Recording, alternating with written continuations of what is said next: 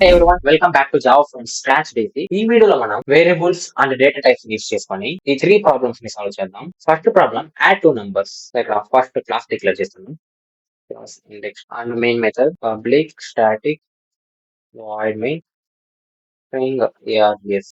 Int a equal to 10, int b equal to 20, system dot out dot print of a plus b. Save చేసి compile చేస్తున్నాం. Java C index dot Java Java index dot Java run చేస్తే మనకి output లో 30 print అయ్యాయి.